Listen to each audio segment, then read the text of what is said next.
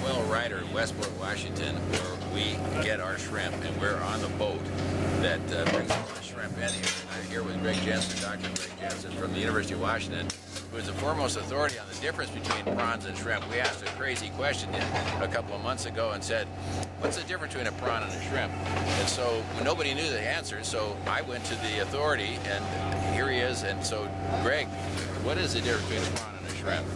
Well, there really isn't a difference. They're all shrimps. If we were in England, there'd be a big difference, because there are a couple very different body forms of shrimp. Well, some say one that they call there's 10 legs and there's claws. Well, and they all have 10 legs. Some in salt water and some in fresh water. Is that all nonsense, or is that's all nonsense? It's all nonsense. Well, it's finally good to know the real truth about this thing, because nobody had an answer when I asked the question. And I asked the people who I thought should know. So it's great to know that there really isn't a difference. You know, right?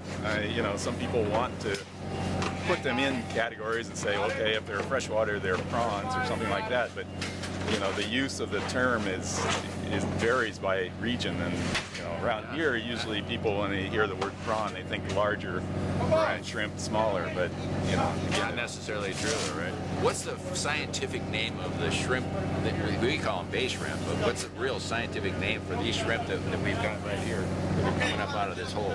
This is Pandalus jordani. It's a pink shrimp, and it's one of the largest fisheries on the West Coast.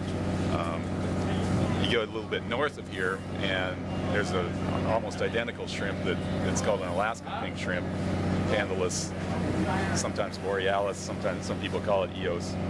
Kind of depends on which taxonomist you talk to. But yeah. Well, they tell me that this fishery is a sustainable fishery.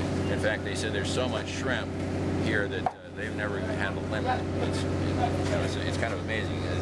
Is that true in what they're saying? Yeah, it seems to be a very sustainable one. In part, you know, like British Columbia, the way that they handled fishery regulations or whatever up there was to not have any kind of thing, because there was enough area that was untrawlable. There were a lot of shrimp in those areas, so that once the fishable areas got low, it just wasn't worth fishing, and they backed off, and then they would get repopulated. Oh, well, we've also been told, and we saw a video yesterday of the nets that catch these shrimp that have extruders that allow the bycatch to be at a minimum, because there's an escape route for fish that are caught in the net and they can get out. And even though we saw the video, it seemed to prove that. Is that true as well? Do you think that really does work? Oh, it really helps a lot, and it's a win-win situation, because you know, not only are you reducing the mortality of other organisms in the area, but you're also saving a lot of work. Right. Sorting that stuff out. You know, you get a lot of bycatch in a thing. That's a lot of labor. So, yeah, pick that stuff out. So of all the species, how many species did you just tell us that there were of shrimp that are on the west coast of these waters and the Pacific side? It was like 180, or well, there was about 170 species in this particular family worldwide. Number of shrimp on the west coast. I don't know that number off the top of my head. But it's a lot. Yeah, there's a lot. Yeah, but most of them are very small shrimps. Guys that are half an inch at full size. Right. And they're very important as fish.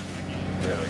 Well, of all the shrimp that are edible, that are related to this, I mean, is spot prawn, is that considered a member of this family? Yeah, it's the same family, same genus, so it's Pandalus plural.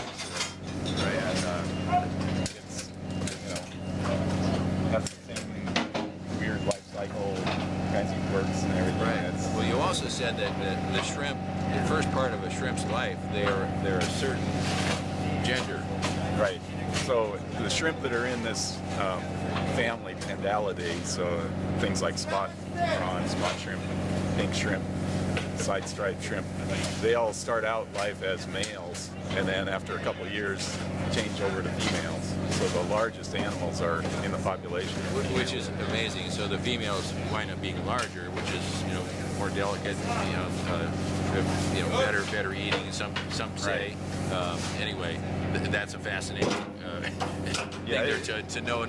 Nobody would have thought that these shrimp would become female in the middle of their life, which is, I suppose, there are other animals. Kind of that a do that. strange midlife crisis. Yeah, there you go. But you know, it's thought to be a way of maximizing reproductive output, because it takes a lot smaller body mass to produce. You know, sperm doesn't take up a lot of space, right? Right. So if you're small and you're male, you can fertilize lots of females, and you know, it doesn't take up much space. Whereas eggs take up a lot of space. So you know, if you have a big female, then it's going to have a lot of eggs.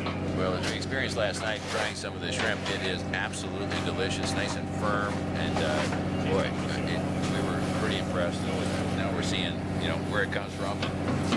It's quite an experience.